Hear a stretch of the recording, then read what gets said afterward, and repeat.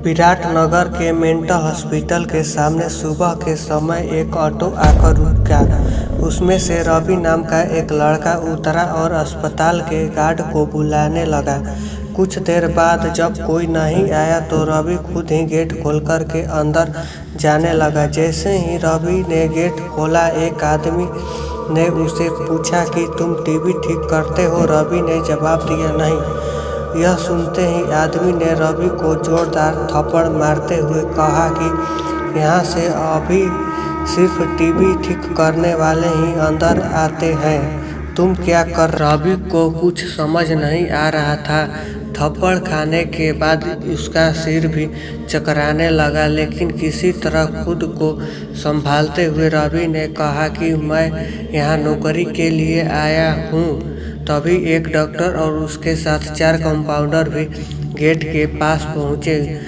उन्होंने थप्पड़ मारने वाला इंसान को पकड़ लिया। डॉक्टर ने कंपाउंडर से कहा कि आओ, इसे लेके जरा ट्रीटमेंट की तैयारी करते हुए मैं जल्दी आता हूँ। कंपाउंडर के जाते ही पास खड़ा रवि डॉक्टर के पास गया और कहा कि आज इस अस्पताल में मेरा पहला दिन है। क्या आप मुझे बता सकते हैं कि डॉक्टर पाटिल कहाँ मिलेंगे? डॉक्टर ने जवाब देते हुए कहा कि मैं ही पाटिल हूँ। तुम यहाँ से सीधे जाकर अपना जॉब लेटर ऑफिस में जमा करो और वहाँ से ड्रेस लेकर बगल के केबिन में आ जाना। रवि थोड़े ही देर में कंपाउंडर के वर्दी पहनकर डॉक्टर के केबिन में पहुँच गया। डॉक्टर ने उसे बताया कि जो तुम्हें अभी गेट में मिला था वे पागल हैं। पिछले 8 दिनों से वे सभी को टीवी बनाने वाला समझ रहा है। फिर जब उसे पता चला कि वे टीवी बनाने वाला नहीं है तो गुस्से में थप्पड़ मारता है। उसके बाद डॉक्टर ने अपने अस्पताल के रमाकांत कंपाउंडर को बुलाया और रवि का परिचय सबसे करवाने को कहा।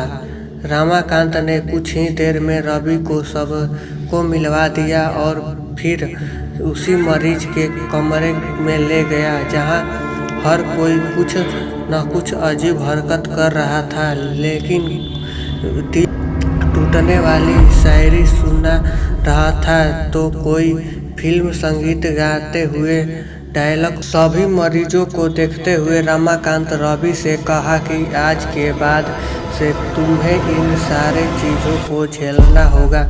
इतना कहकर रमाकांत वहां से चल गया। तभी रवि को पता चला कि इनकी नाइट ड्यूटी लगी है, दिन के समय आराम करते हैं।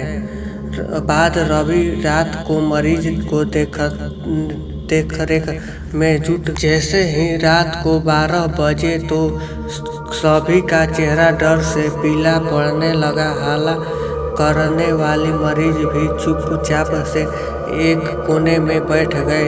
यह सब देखकर रवि को बड़ा अजीब लगा। उस दिन नाइट ड्यूटी में मौजूद डॉक्टर से रवि ने पूछा कि आखिर ये सब क्या हो रहा है, सब लोग इतना क्यों डर? डॉक्टर ने जवाब दिया, इस अस्पताल में 12 बजे के बाद भूत घूमने लगते हैं। वे सारे भूत इसी अस्पताल के पुराने मरीज हैं जिनकी इलाज के दौरान मौत हो गई थी। तुम संभल कर रहना। रवि को भूतों पर विश्वास बिल्कुल भी नहीं होता है। उसने डॉक्टर की बात को हंसी में टाल दिया और अपना काम करने लगा। उसी रात रवि अकेले बाथरूम जा रहा था, तभी उसे लगा कि कोई उसके पीछे है। मुड़कर देखा पर कोई नहीं दिखा। कुछ देर बाद उसे फिर ऐसा ही महसूस हुआ। रवि ने सोचा कि भूत की बात उसके दिमाग में घूम रही होगी, इसीलिए बेहम होगा।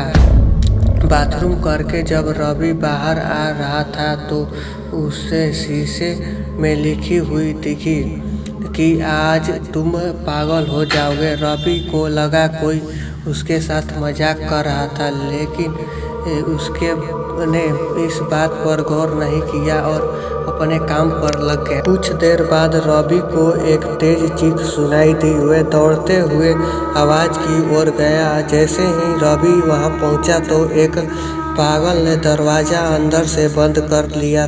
किसी तरह से रवि उस दरवाजे को खुलवाया। दरवाजा खोलते ही उसे पागल ने रवि को हवा में उछाल कर गिरा दिया। इतनी जोर से गिराया कि उसकी पीठ में गहरी चोट आ गई। तभी एक जोर की हंसी रवि को सुनाई दी। वही पागल हंसते हुए बोला कि मैंने कहा था न कि आज तू पागल बन जाएगा। रवि ने गुस्से में झेलते हुए कहा, पागल आदमी, तूने ये क्या किया? रुको, तुम्हें बिजली का झटका देता हूँ। पागल ने जवाब दिया, अस्पताल में मिलने वाली बिजली के झटके से ही मेरी मौत हुई थी। अब तू क्या मुझे कोई शॉट देगा? अब मुझे इनका डर। इतना कहते ही उस पागल भूत ने रवि के एक हाथ से पकड़ा और दूसरे हाथ स्विच के बोर्ड में डाल दिया। इसी तरह से रवि को बिजली का इतना तेज झटका दिया कि उसकी चीख पूरे अस्पताल में गूंज उठा। रवि की आवाज़ सुनकर अस्पताल में मौजूद नाइट स्टाफ दौड़ते हुए उसके कमरे की तरफ आए। सबको वहां रवि बेहोशी हालत में मिला। तुरंत रवि को मरीजों के बेड पर लेटाया। उसी दिन से रवि की दिमागी हालत खराब है। अब रवि अपने को उस अस्पताल का डॉक्टर समझता है। अपनी पागल स्थिति और डॉक्टर बनने के वहम में के चलते रवि ने ब्लेड से अब तक कई लोगों का पेट काट दिया है। हर रात उस भूतिया अस्पताल में रवि की तरह ही चीखने की आवाज़ आती है और किसी न किसी को वह भूत रवि की तरह ही पटक देता है। यह चीखने की आवाज़ हमेशा उसी समय आती है जब रवि को बिजली का झटका दिया जाता है। कहानी से सीख, सामने वाले की चेतावनी को हल्के में लेना खतरनाक हो सकता है। हमेशा सतर्क रहना चाहिए। थोड़ी सी भी सावधानी हटने पर भयानक दुर्घटना घट सकती है।